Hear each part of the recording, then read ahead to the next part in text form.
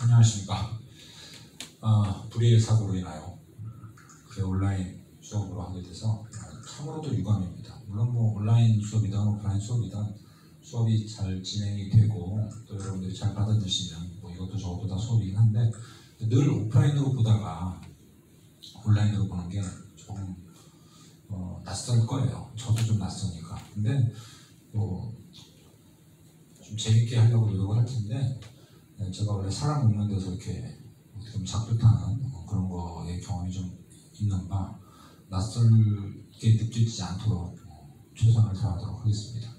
일단 이게 언제 끝날지 모르는 구도에서 오늘 이 첫 수업을 우리가 또 한 주에 1시간이잖아요. 첫 수업 잘 들어보시고 그 다음에 다음 주 혹은 다다음 주 그렇게는 안 갔으면 하는 바람인데 이 강의로 커버를 치겠습니다. 일단 먼저 이 강의를 들으시는 분들의 대부분이 반이 상당히 여러 반이 제가 이제 진행을 하고 있는데 거의 대부분이 붕당 정치가 끝났어요. 그래서 6강, 7강, 8강을 아우르는 수업이라고 제가 누차 말씀을 드렸지 않습니까? 그래서 나머지는 살을 좀 그거 끝나고 살을 좀 붙이는 과정에 이런 일이 생겨서 진도 차이가 조금은 있습니다. 그래서 그런 것들을 감안하기는 조금 부담이 되기 때문에 챕터 9강 거기 보면 조선후기 사회변동과 문화의 세계명이라고 되어 있어요. 이게 이제 전근대사의 마지막 파트거든요.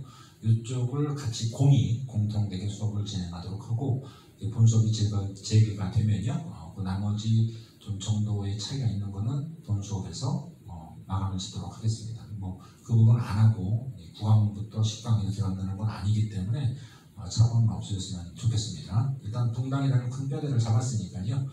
거기에 좀 먼저 주목을 해두시고 그거 절대 잊지 마시라고 말씀드렸던 거 다시 한번 당부를 드립니다. 자, 9강 보실게요. 이쪽은 말이죠. 철두철미하게 키워드 싸움이에요. 제가 바뀐 지가 꽤 됐죠. 이 절대평가로 바뀌고 나서 국사를 얘기할 때 늘 말씀드리지만 키워드 적어도 뭐 1등급 뭐 등급에 연연하진 않으시겠지만 소개 성과를 가볍게 거두시기 위해서는 키워드를 놓치지 않으셔야만 됩니다. 그래서 벌써 버벅거리네요. 그래서 예를 들어서 여기 이제 우리가 배울 거에 나오는 대표적인 예를 하나 뽑아보면 광작이라든지 이 광작이라는 게 넓을 광자 지을 작자 그래서 한 사람이 넓은 땅을 경작한다는 거거든요.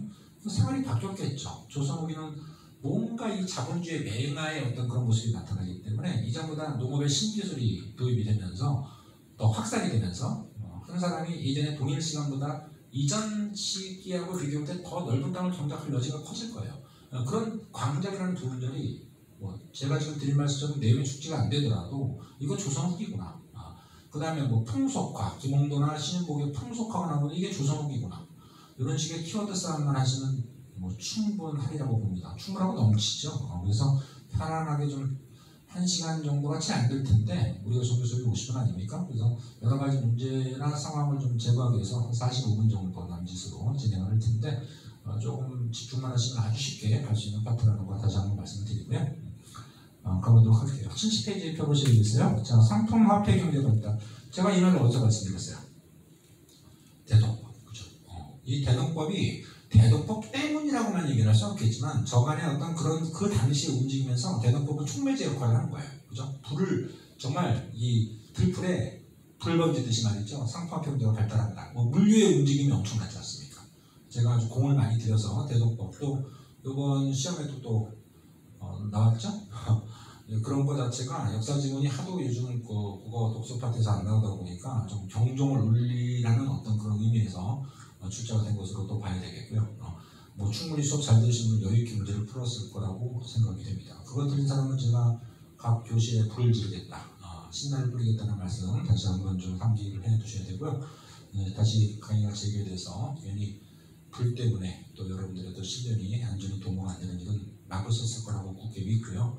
일단 제목을 보시면 칭을 해줘야 돼요. 자, 대동법, 광해부터 시작을 해가지고 김유기고 그간에 조선후기의 일반적인 상황이라는 걸 인지를 꼭 해두셔야 되는 거 아니겠습니까? 품칭 조선후기. 자, 갑니다. 농촌경제 변화 볼게요. 거기 보면 이양법이 확산됐다. 제가 본 수업에서 이양법이 어떤 거다, 다른 말로 모내기법이 어떤 거다 말씀드렸죠? 저도 서울 사람이고 농사 전문 적 없지만 그런 것 때문에 제가 간접 경험을 했었다라고 말씀드렸어요. 이전에 직접 씨앗을 뿌리던 직파법, 직접 파종하는 것보다 모판에서 어느 정도 별을 생육을 해서 물을 이번에다 물 담아두고 하면 어떻게 돼요? 생산력도 증가가 되고 그 다음에 꾸준하게 1년 내내 들어갈 노동력의 절감, 감소도 충분히 이루어진다. 그죠? 그러니까 이학법 학사는 농민들에게 무조건 편한 거야. 그죠?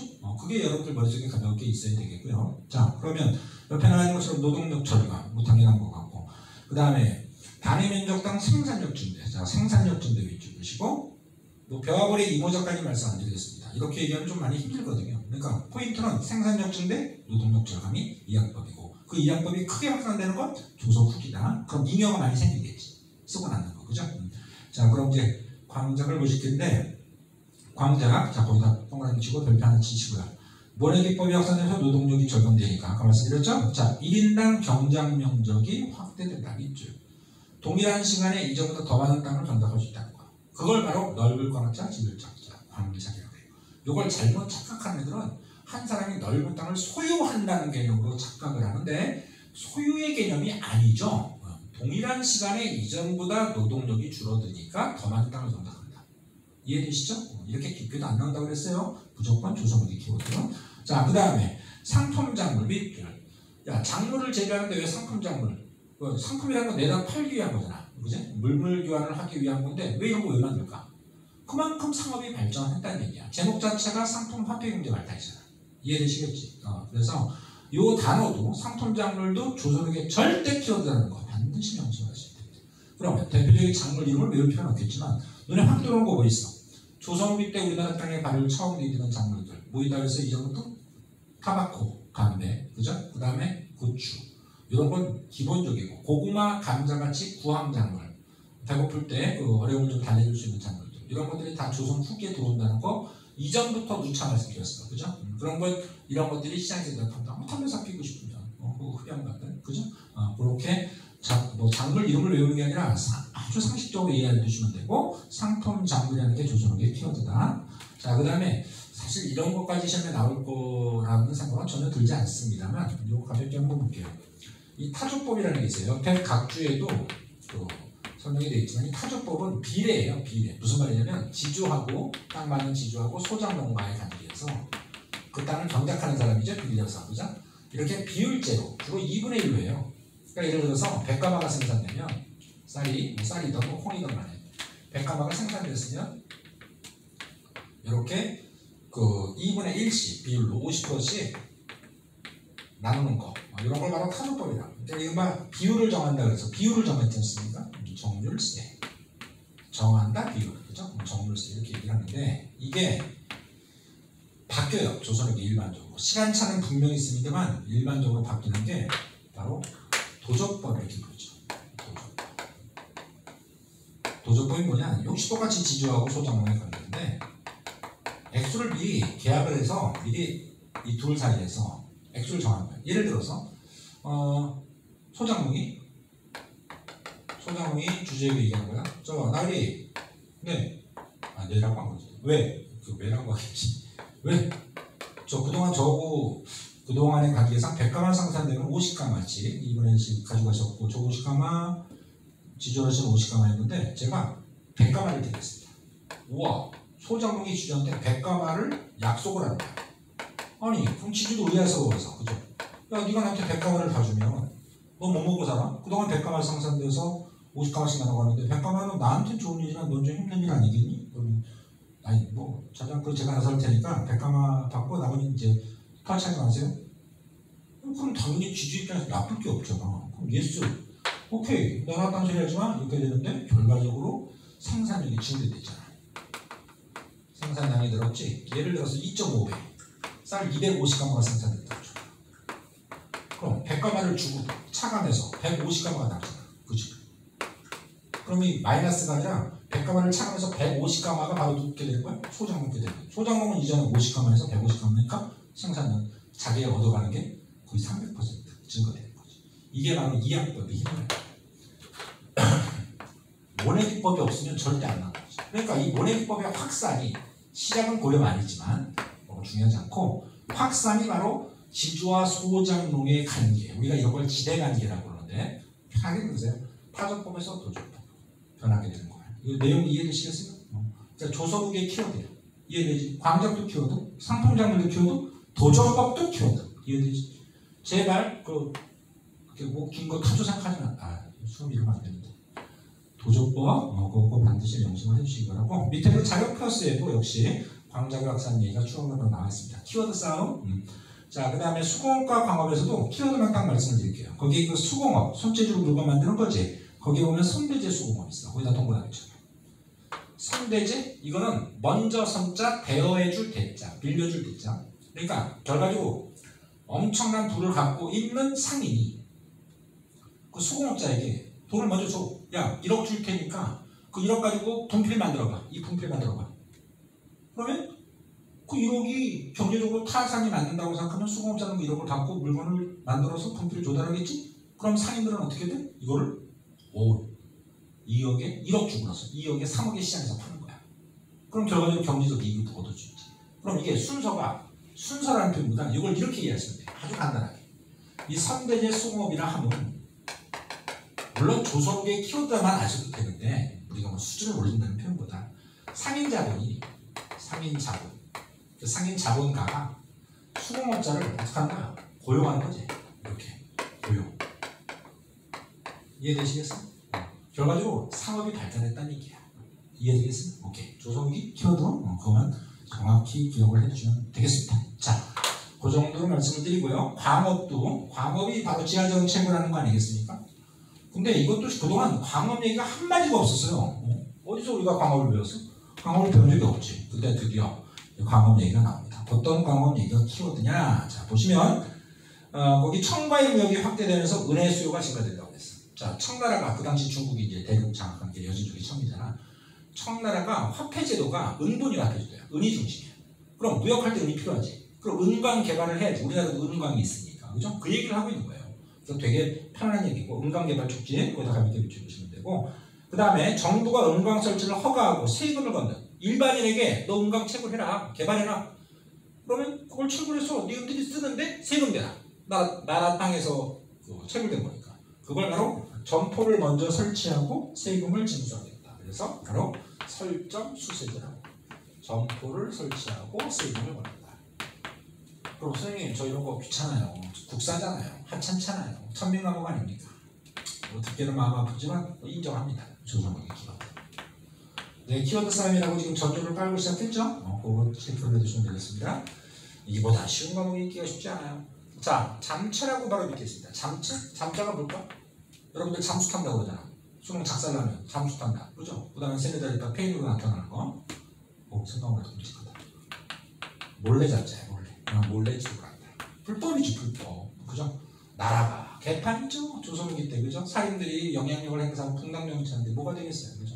결과적으로 설정수세제도 제대로 되는 게 없고요. 잠체 같은 이런 어떻게 보면 이런 완전한 불법이지. 이런 것이 만연했다. 나라가 개판이다. 그럼 조선기다. 되죠? 끝. 자, 중간에 3번 볼게요. 여기서는 꽤 의미가 있는 게 있어요. 지금 쭉 읽어볼게요. 1번. 상업 발달의 배경, 농업 생산력이 증대되고. 아까 얘기했지? 이양도 박사. 수공업 생산도 활발해졌고, 선대제 수공업, 광업 생산력도 은광, 대농법식. 이건 정말 엄청나게 유심했어요. 그지? 공인의 활동, 공인. 자, 국가에서 고용된 어용상인이라고 불리는 특산물 조달 업자. 맞지? 도시인구 증가. 뭐 그렇죠. 나라가 경제적으로 발전하면 대도시의 사람이 몰리게 돼 있잖아. 수요가 있으니까. 뻔한 얘기고. 자, 여기 2번 얘기예요. 사상. 자, 사상. 뭐 사상자, 뭐 어디 뭐 폭풍으로 다치고 이따위 생각하면 안 돼. 우리 다 같이 죽는 거야. 자, 사상. 개인사자. 상인상자. 개인상인이라는 뜻이야. 그러면 사상이 이전에 전혀 없었나요? 조선기 이전에? 있었지. 근데 이 사상의 활동이 활발화된다는 게 여기에 포인트잖아. 그죠? 그러니까 여러분들이 자 그림만 볼게. 안 적어도 돼. 집중만 하면 돼. 각 지역의 거점을 잡고 장사하는 사람들. 이런 사람들은 눈에 한번 익혀둬야 돼. 예를 들어서 지명과 장사꾼대의 이름을 연결하지 마.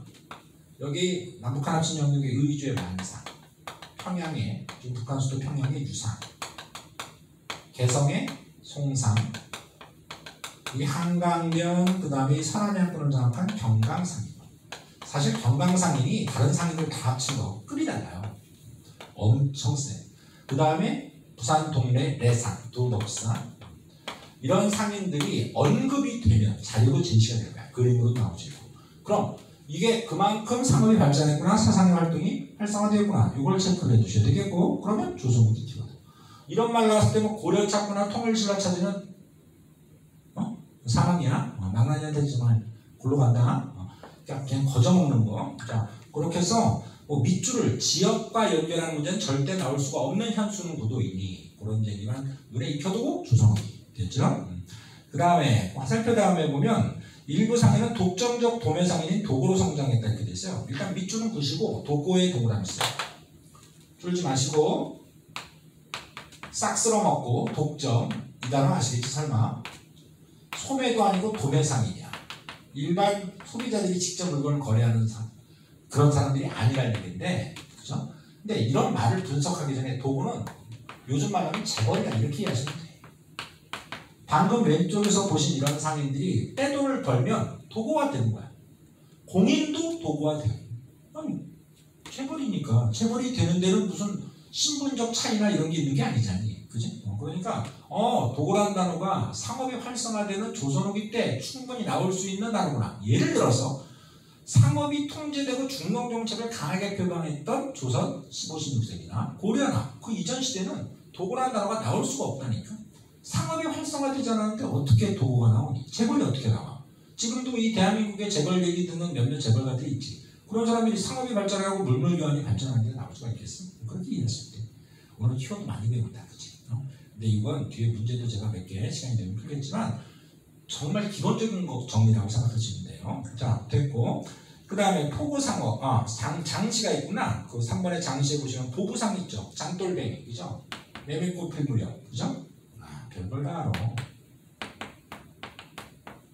보부상, 장관, 이장 저장을 떠돌아다니면서 물건을 파는 사람이지. 그러니까 이런 사람은 어떻게 보면 소비자가 있으면 소비자로 연결을 자기가 직접 하는 거야. 자기는 공급자인데, 그지? 와서 오세요가 아니라 갑니다 이렇게 되는 거지. 그러니까 이장 저장을 떠돌아다니지. 예를 들어서 5일자 볼게. A, B, C, D, E. 자, 여기 일날 장이 열려. 근데 상업이 우리가 번성하고 있는 진행형이지 완성된 현재 체제는 아니기 때문에 매일 장이 열린다고 물건이 사고 팔릴 수가 없어요. 그러니까 5일에 한 번씩 장이 열리면 1일, 6일, 11일 이렇게 열리겠지? 그럼 나머지 공칠 수 없잖아. 그럼 여기 가는 거지. 이쪽으로 이슬비 맞으면서 B로 가는 거야. 그럼 2일날 나중에 7일날 오고 여기 다시 새벽 이슬 맞으면서 3일날 가고 4일날, 5일날, 6일날 여기 왔네. 장돌뱅이 보부상.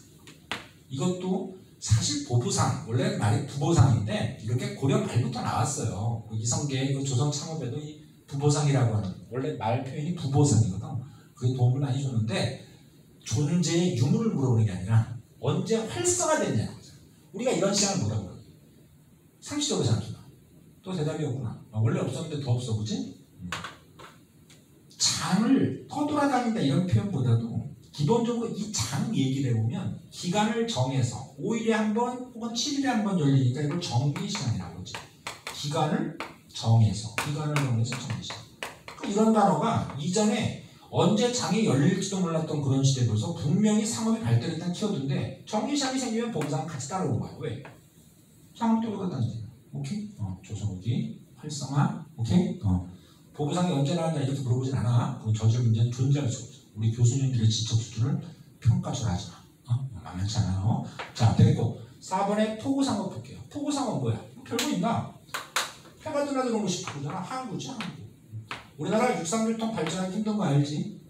우리나라 산세험하잖아. 그지? 산세험하고 육상교통 발전한 지 얼마 안 됐어요. 그러니까 이 항구상업이라는 건 우리나라 강도 많고 삼면이 바다다 보니까 역시 뭐 이전부터 포구에서 장사를 했지만 이게 더 활성화됐다는 걸로 조선후기 키워드를 잡으란 말입니다. 이해되시겠죠? 오케이. 자, 그 다음에 객주 여각 쪽지 마찬가지야. 예를 들어서 그려볼게. 이게 지금 화면이 비친다고 이게 제가 제일 싫어하는 이 형광펜을 쓰게 돼서 좀 최대한 안 쓰고 싶은데도 어쩔 수 없어요. 자, 여기 서울의 마포구 한강에 여기 노량진이야. 그 당시 강 다리가 있을 리가 없잖아. 이렇게 드나들지 배로 물건을. 그럼 여기서 이 배로 드나드는 물건이라든지 상인들의 휴식처, 내지 뭐 여기 물건을 실어 A에서 B로 내렸다고 해서 곧장 물건이 다 날개 돋치는지 팔린 게 아니니까 보관, 창고 이런 걸 하는 사람들을 객주, 여각 이렇게 불러. 근데 객주가 뭐고 여각이 뭐냐는 걸 물어보지 않겠지. 결과적으로 포구를 중심으로 상업의 키워드다 이거지. 그럼 조선후기. 오케이? 이런 건 드라마로도 많아요. 예전에 저 왼쪽에도 적어놨지만 만상을 배경으로 하는 소설이 영화, 아니, 드라마화까지 됐었는데 정말 상도라고 대단히 시청률 높았던 게 있어요. 그러니까 그런 것들이 다 조선후기 키워드 싸움이다. 확인해 주시면 되겠고요. 자, 화폐. 화폐하면 무조건 우리 고려의 대표적 화폐 못 까먹으면 되났어. 활구, 그지? 은병. 그거 모르면 진짜 빨리 튕겨나가. 공부 더 할 이유가 없어.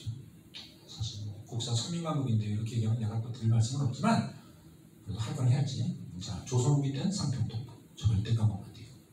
이미 대동폭할 때도 어느 정도 말씀드렸어. 물물거래 활성화에 거래 편의성을 도모하려면 굳이 물건 자체보다도 물건 어느 정도 양이 상평통보 한 장이다 그러면 그것을 대행해서 움직일 수 있는 게 상평통보잖아. 그지? 조선후기 키워드. 절대 놓치지 마시고요. 동그라미 치셔야 돼요.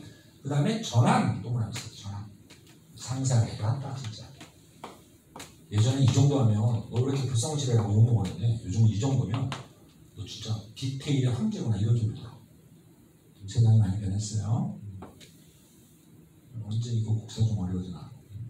자, 전환. 동전이 씨가 마른 공포스러운 상황이라는 얘기예요. 동전이 왜 씨가 마를까? 아니, 상평통보를 찍어내. 근데 왜 돈이 씨가 말라? 시중에 뒤돌아보면 돈이 없어. 왜 그럴까?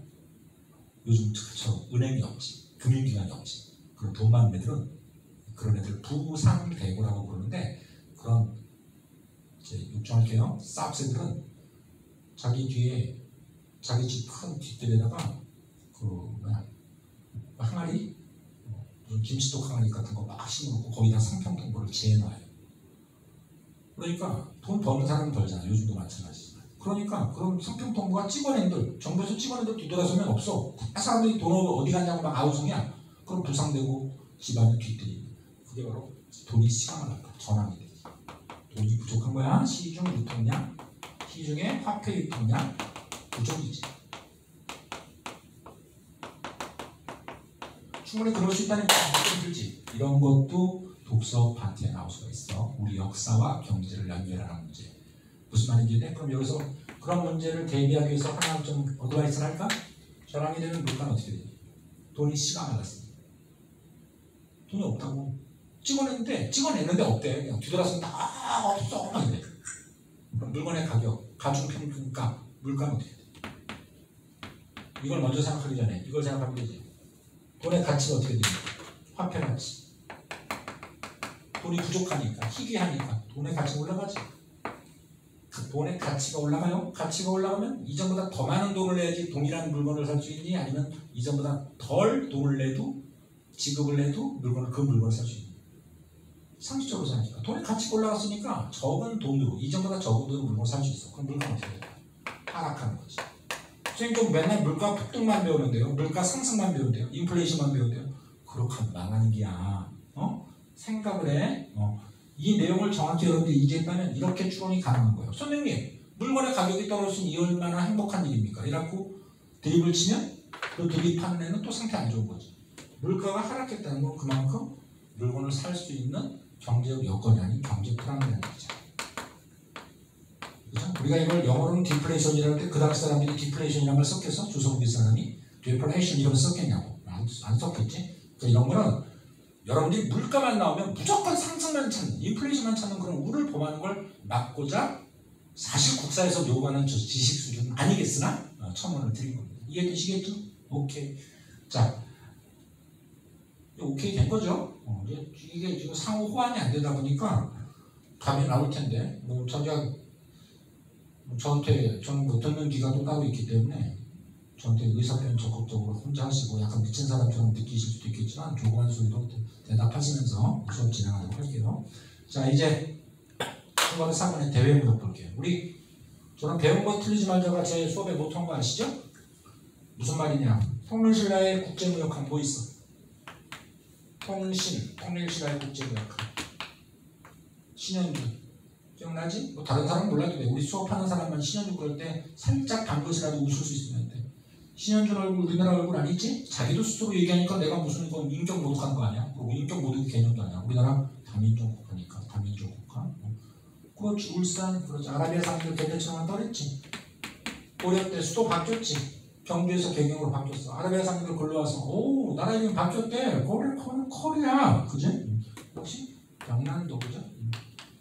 이런 거 절대 국제무역학원 잊으시면 안 돼요. 이런 키워드가 다 시험이니까 너무나 쉽게 나오는 거지만. 자, 근데 여기는 국제무역학이라는 말이 조선 후기 때 나올까? 조선 후기 때는 기본적으로 상업이 통제라는 무역도 약했어요. 조공무역 정도인데 조선 후기 때는 뭔가 이렇게 자유분방하고 좀 이렇게 상업이 발전하면서 나올 것 같지. 근데 한국은 안 나와. 왜 안 나와? 이거 쪽발이하고 하는 그 부산토 정도만 언급되지 한국가 거의 안 나와. 국제무역학이라는 얘기는 없어. 왜? 주로 무역하는 게 청나라거든. 청은 이렇게 연결돼 있잖아. 그치? 여기 바닷가가 어디 있어? 이렇게 연결하게 돼. 청나라 수도 여기 중심지가 이쪽도 아니에요. 청나라 애들은 일본민족이라 이렇게 되는 거잖아. 그치? 그럼 여기서는 한국이 아니라 뭐 또 다른 키워드가 나오겠지. 그 키워드를 잡아야 돼. 그죠? 코로나 아니라 거기 밑에 개시무역, 후시무역 이렇게 돼 있어. 개시, 후시에 각각 동그라미 있죠. 개시는 열개자, 열려있다, 오픈되어 있다. 국가에서 인정한 공무역이라고 해. 후시는 뒷무역이야, 뒤후자. 이건 밀수지, 정확히 얘기해. 밀수가 뭔지 알지? 아니 뭐 여러분들이 몰라도 상관없는데 들어는 봤을 것 같아요. 뭐 세관에서 잡는 거 있잖아. 마약이라든지 이런 거 몰래 수입하는 거, 물먹거리 하는 거. 국가에서 무역량을 통제하니까 돈 더 벌고 싶은 사람은 후시하는 거야. 걸리면? 자, 그래서 개시후시의 키워드가 조선 후기임을 먼저 인지해 주시고 여기 뭐 따로 청나라 일본 이렇게 본 것보다는 제가 드리는 말씀만 하나 좀 확인해 볼게요. 그 쪽발이 쪽 있죠. 2번 1번 동네 부산에 요즘 부산광역시잖아. 동네 구도 있지만 이 동네가 약간 좀 내역적으로 들어와 있긴 한데 여기가 이제 대표적인 무역 장소였어. 그래서 동네 아까 얘기했던 내상 이렇게 두 곳상 내상 이렇게 부르겠지? 그거 체크해 두시고 거기 수입품 보시면 구리에 들어가 있어요. 괜찮니? 구리 왜 들어올까? 얘네들 환태평양 조선대 이런 애들이잖아. 맨날 지진 뭐 이런 것 때문에 해일, 쓰나미 때문에 골로 가고 그죠? 이전에 우리 그 고려 원나라 간섭기 때 일본 원정할 때 가미가제 기억하시지? 근데 뭐 그만큼 뭐 좋은 것도 있는지 모르겠는데 지하정을 확실한 건 구리가 엄청나요. 얘네. 또 은 같은 것도 생산이 많이 되거든. 근데 구리를 우리 입장에서 그 당시 조선 입장에서 왜 수입했는지 설명드릴게요. 아까 상평통보에 달려있는 거예요. 무슨 말인지 이해돼? 상평통보 동전이잖아. 구리 동자잖아. 근데 우리나라는 진료구조상 돈이 많지 않거든. 구리가. 그러니까 여기서 수입하는 거야. 구리. 이해되겠어? 그걸 생각해. 만일 시험에 구리 가지고 물어보는 문제가 있을지 매우 의문스러우나 이 정도의 고난이도 문제가 나오고 정확히는 고난이도는 아닌데 좀 수준 있는 생각을 좀 해보시는 분들 구리를 왜 가져와? 멀뚱하게 동전 물물거래 상평학회 경제발달 상평통 예? 재료지. 그래서 황은 왜 가져올까? 황이 뭐니? 화약 이거 제가 그때 말씀 분당 때 드렸을 거예요. 아니라 제 머릿속에 있는 분당 소변이 있는 거잖아. 남한산성을 전략적 미사일 포대로 만들렸던 광해 때 우리나라는 화약을 만드는데 황이 없잖아. 구조상, 지질 구조상 일본으로부터 황 수입해. 이렇게 그거 가지고 화약 무기 만들려. 그리고 이제 확 줄까? 인조 때 확 줄. 왜? 인조 비운식이잖아. 그치? 야 진짜 내가 스스로 수업하면서도 약간 수준이 있어 보여. 그죠? 생각하는 놈이 이기는 거라고 그랬지? 유연하게 대처하자. 유연하게. 암기하는 놈이 절대로 이해하는 놈들을 이겨내는 사회는 지금까지 본 적이 없으니 향후로도 마찬가지일 것이다. 자, 그러면 그 정도로 설명을 드리고요. 쪽발이 쪽 구리황을 생각해 주시라는 말씀을 좀 도움받아 드린 겁니다. 자, 71페이지 볼게요. 조선후기 사회변화. 이거 많이 나오는 키워드. 신분제의 동요. 밑줄. 라라라 그런 게 동요가 아니야. 그렇죠. 왜 이러냐? 얘네들 수준 맞춰가는 거지. 전형적인 신문제의 움직일 동자 흔들릴 글자. 자, 우리 전형적인 신문제 어떻게 됐어? 밑에도 나올 걸 제가 좀 도식화를 해볼게요. 이렇게 피라미드 그죠? 색깔로 이렇게 뭐 지배층, 피지배층 그죠? 이거 조선후기 때 어떤 이거라면 어느 정도 역사적 지식이 있는 학생들이 이렇게 얘기해요. 이렇게 돼요. 역피라미드요. 장단컨대 위험한 학생이에요. 이렇게 되면 뭐 분명히 지배층은 늘고 피지배층이 준다는 건 알겠는데 이 설명을 이해할 수가 없어요. 이 설명을 이해할 수가 없어요. 왜? 밑에 한번 볼게. 4번 봐봐. 결과에. 양반수 증가, 상민과 노비수 감소 이렇게 돼 있지. 그죠? 상민과 노비수 감소. 이걸 이렇게 하면 이해할 수 있을 것 같지? 절대 안 되지. 봐. 이걸 이렇게 그려주고 거야. 이게 70%가 넘어요. 훌쩍 넘어요. 지배층 양반이. 좀 이따 나오겠지만 곡식을 납부하고 경제적 가치가 있는 걸 국가에 납부하면 신분을 업그레이드 시켜주는 제도가 있어. 역시 조선후기엔 콩가루야. 그치? 납속책이라고 그래. 납부할 납자, 곡식 속자를 써가지고 공명처 일정량의 금액을 정부에 내면 이름이 비어있는 빌공자, 이름명자, 책자를 국가에 줘. 거기다가 자기가 친필로 자기 이름을 적으면 걔는 신분 상승 내지 군역 면제 이렇게 말해. 국방이 되는 거지. 그럼 양반수만 극단적으로 넣은 거지. 그럼 어떻게 돼? 지금 요 말을 그대로 4번에 있는 말을 그대로 도축하면 양반만 든다. 이 정답이잖아. 이렇게 되는 거야. 얼마나 중요한 분필 부러지겠니? 이렇게 되는 거지. 이해돼? 이걸 역피라미드로 그리면 틀린 거야. 물론 이 정도 수준 안 나오지. 근데 쉬운 국사만 보는 거라면 제 수업의 의미는 없어요. 그냥 앞서 따가지고 암기밥 해가지고 4시간 만에 끝내는 한국사 들으시면 되지. 제 수업 들을 필요 없어.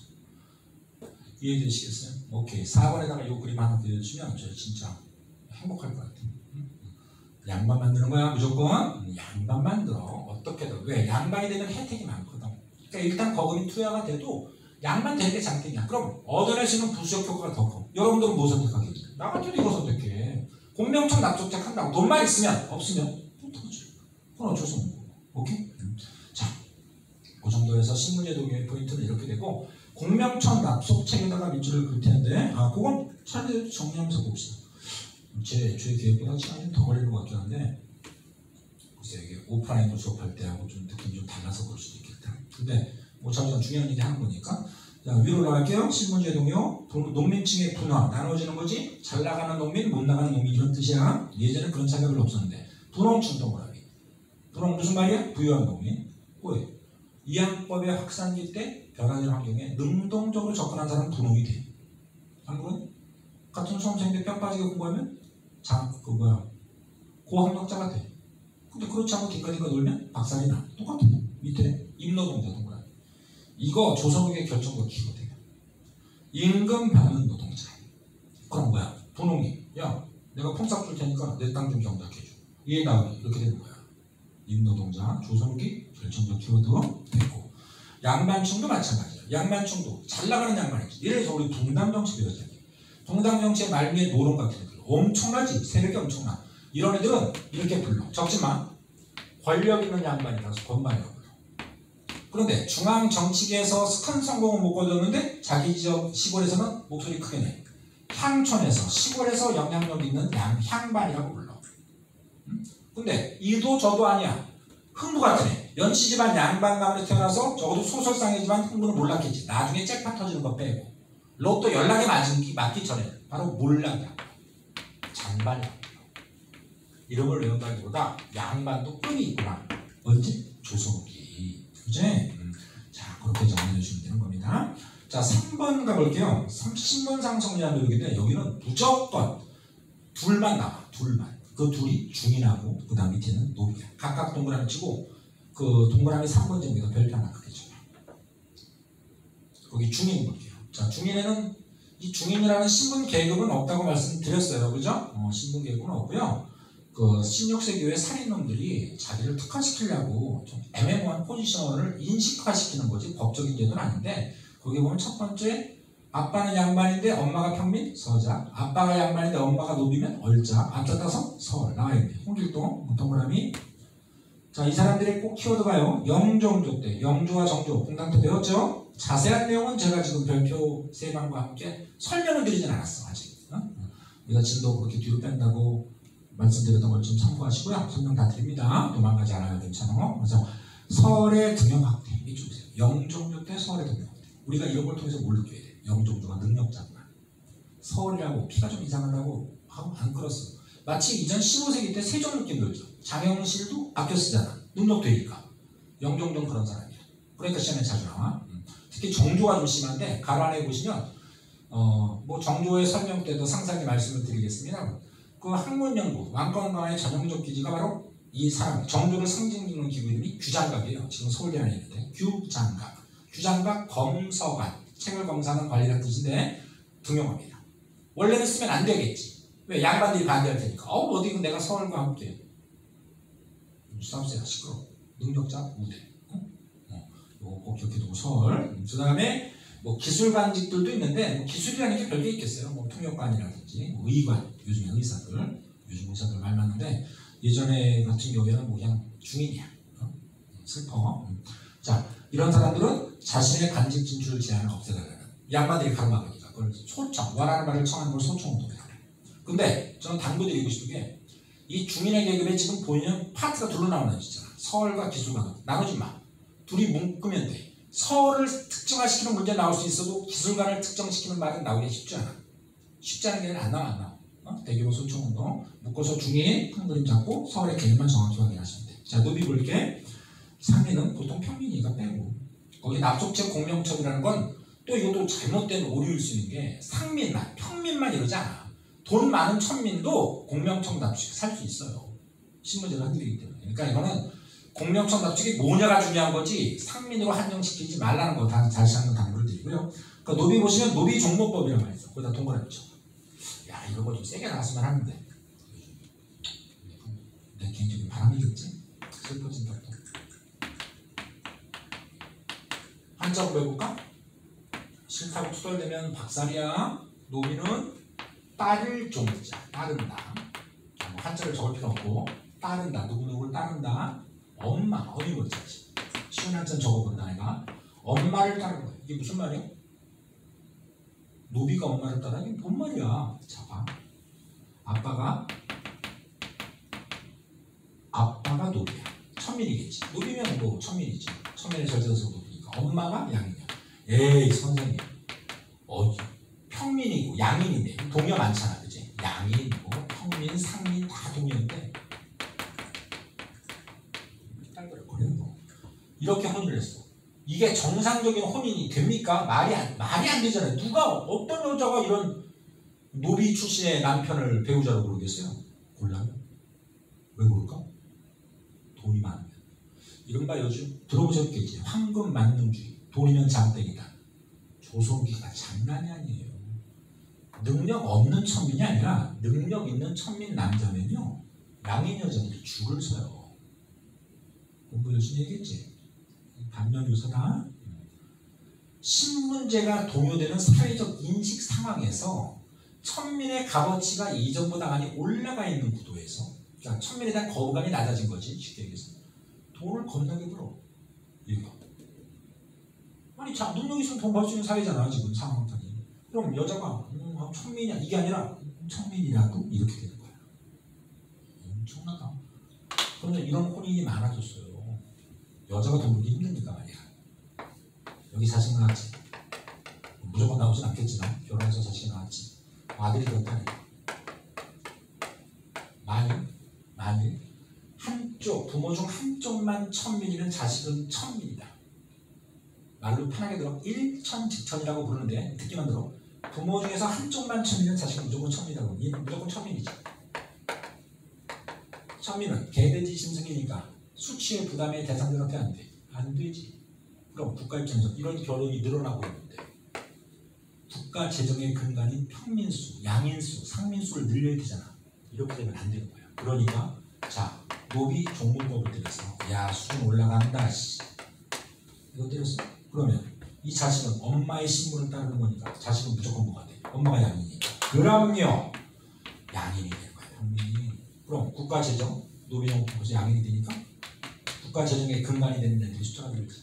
이게 바로 대단한 정책이죠. 이게 바로 영조라는 우리가 아까도 살짝 언급했고 또 본 수업 들어가서 다시 말씀드린 영조의 속대전이라고 해서 경국대전을 한번 뒤엎어버린 건데 거기에 속대전이 나와요. 왜? 영조는 머릿속에 띄워버릴 거야. 이런 혼이 늘고 있다. 황금 만둥주의 시대에서 돈 많은 천민 남자를 선호하는 여자들의 혼인 형태가 누구 있다? 이 자식을 천민으로 만들면 국가적인 빵꾸난다. 양인으로 만들자. 그럼 엄마 신분을 따르겠다. 노비주의. 이해돼? 요거하고 아까 말씀드렸던 일천주천하고 비교해서 또 독서 파트 하나 또 나오면 그 각 시기가 갖는 상징적 상황을 이해할 수 있겠어? 멋들어진 문제가 나올 수 있다는 느낌 들어? 국가적인 딸리면 무슨 법? 이런 혼인 형태에선 노비종법. 지배층이 노비 숫자를 막 늘리고 싶어. 그래 자기 재산이니까. 나라가 좀 늘어진 느낌이지. 그때는 일천주천을 왕에게 협박해서 법을 바꾼 거야. 아니? 이해가 안 되면 직접 노비가 돼봐요. 대충 사이즈 나오는 거니까. 자, 제가 사실 이 수업까지는 생각을 안 하고 돌아가는데 이 카메라를 보니까 카메라에 니네들 얼굴이 보여. 뭐 하나 더 주고 싶은 마음이 있어.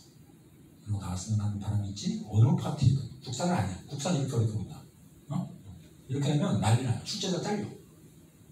그냥 백수. 그런데 여러 가지 경로로 제 수업의 본질을 여러분들이 너무나 잘 알고 계실 거라는 믿음에 이런 말까지 들어갔습니다. 하나를 더 배워가는 게 좋으니까. 자, 그럼 4번에 아까 말씀드렸던 그래프 도식화를 그려두십사 말씀드리는데 어때요? 양반 수준과 이것만 기억하시면 돼요. 다른 건 다 감소야. 아시겠지? 그래서 옆 피라미드 묻지 말고 기하적 문양의 표를 그려주면 돼요. 가리? 자, 그 다음에 공명처 발급, 공명처이 아까 뭐라 그랬어요? 신분 상승 도구, 그죠? 돈 많이 쓰면 되는 거야. 나라가 아주 아사리판이 되니까 신분제의 동력. 기하적 문양. 자, 향천지배의 질서에 자, 여기 아주 재밌는 단어가 있는데 조선 후기야. 조선 후기라는 걸 모르시면 여러분들 답 없는 겁니다. 향전 나왔어.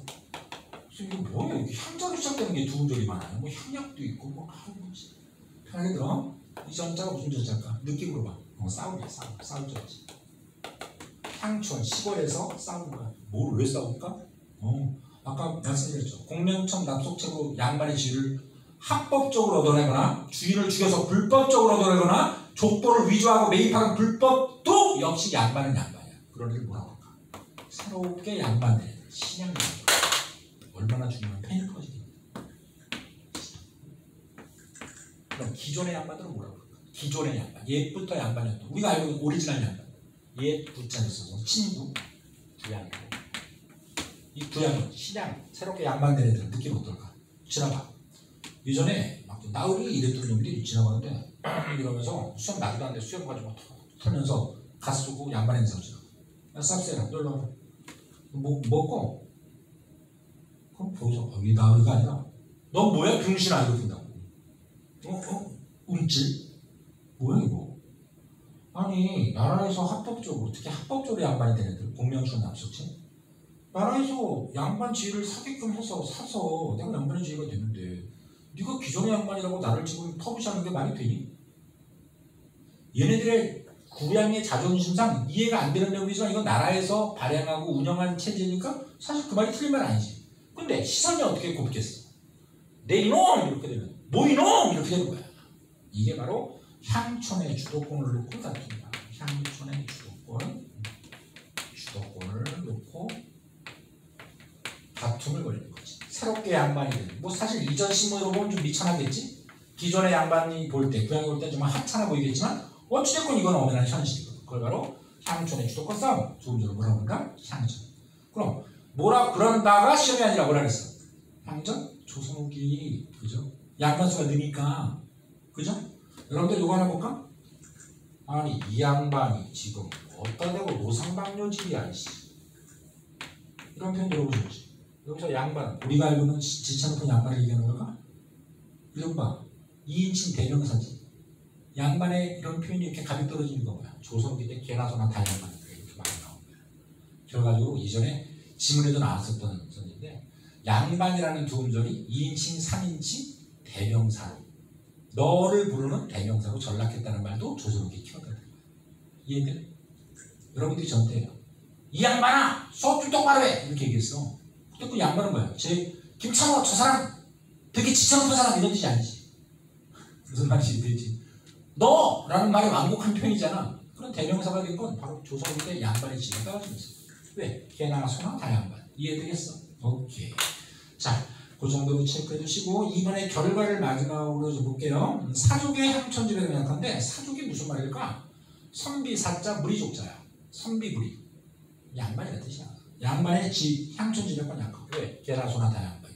양반이 급이 낮아지지. 맞지? 그 다음에 수령과 향유에 관한 약하고 권한, 말은 잘못했다. 강화. 동그라미 치고. 왜? 자중질환이라는 거죠. 다 양반인데 싸움질하지. 그럼 틈새 시장을 노리는 건 국가의 공권력으로 이행받은 관리들이란 말이에요. 그 당시 관리 지방만 뭐라고 불러? 수령이라고 부르지. 그 다음에 수령 시다발이 하는 애들. 제가 방자전 얘기했잖아. 조회장 나온 거. 더 깊숙한 얘기는 지금 온라인 상태이기 때문에 얘기할 수 없고 여러분들 성인이니까 알아서 조절하시고 향리. 당연히 자기의 시다발이 대상이 되는 사람이 올라가면 같이 올라가는 거죠. 이해되시겠죠? 오케이. 요거 시험에 잘 나왔어요. 이제는. 요즘은 시험에 문장이 아니라 단어로 나오지 않습니까? 국사. 그러니까 이게 좀 많이 소외되어 있지만 이거 잘 나와서라는 과거를 향수하고 싶은 말이 아니라 잘 나올 수도 있어. 오케이? 주성기 키워드야. 그거 확인해 두시면 되겠습니다. 애초에는 사실 이거 뒤에 가볍게 문학까지 끝내려고 그랬는데 이게 분량이 3페이지가 밖에 안 돼서 오늘 그거 못 할 것 같은데요? 네. 여기서 수업 끊고요. 다음 시간에 이거 마무리하고 문제하고 이제 근현대사. 빨리 종식됐으면 좋겠어. 그지? 이어가도록 하겠습니다. 파이팅 하시고, 자전 이 강의를 듣는 우리 대성학생들, 그건 좀 이렇게 시간이 많이 남아돌아서 아니라 좀 첨언하고 싶은 게, 이게 기회죠. 정말 기회예요. 위기 이렇게 해서는 안 되는 것 같아요. 대외사정은 매우 여러 가지 환경적으로 불리가 있긴 했지만, 대학 가는 데는 이보다 좋은 시기가 따로 설정될 수 있을까요? 고3 학생들이 이렇게 가기 정도가 있을까요? 학교에서 운영하는 수업? 그러니까 좀 전향적으로 발전적으로 생각해 주시면 좋겠고요. 미미하고 부족한 수업이지만 더욱 충실하게 따라주시고 이건 비단 제 수업뿐만 아니라 모든 선생님들 수업 최선을 다해서 노력하고 계시니까 저 빼고 열심히 들어서 더 득이 되는 그런 상황 만들어 가셨으면 하는 바람입니다. 다음 시간에 뵙겠습니다. 수고하셨습니다.